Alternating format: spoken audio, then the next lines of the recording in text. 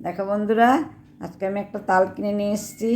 এই তালের বড়া করে গোবিন্দকে ভোগ দেব, তোমাদেরও দেখাবো, যদিও সামান্য। দেখো বন্ধুরা, এবার আমি এই খোলাটাকে তুলে ফেলে দিলাম। এবার একটা একটা করে আঁশ ছাড়িয়ে নেব, তারপর আটিগুলো বের করে তোমাদের দেখাবো। দেখো বন্ধুরা, আমি 3টে আটি বের করে নিয়েছি, তার মধ্যে একটা আটি ছাড়িয়ে নিয়েছি। এটা ঘষে ঠাকুরের জন্য করব। দেখো এরকম করে ঘষলে পরে দেখো নিচে কায় পড়বে।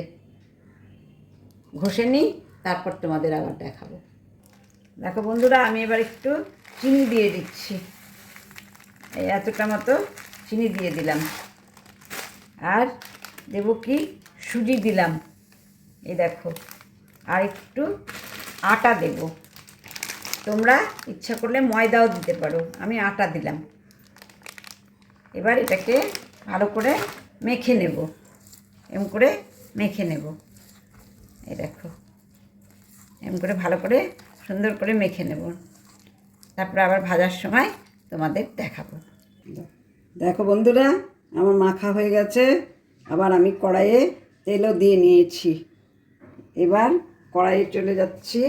এবার দেখো, বড়াগুলো একটা একটা করে ছেড়ে দেব।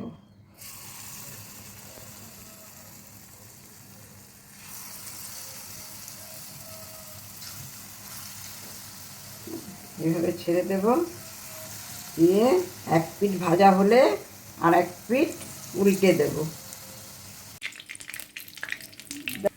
বড়াগুলোকে আমি উল্টে দিয়েছি, কি সুন্দর রং এসছে, কালার এসছে, ভালো লাগছে। তোমরা ঠিক এইভাবে করবে।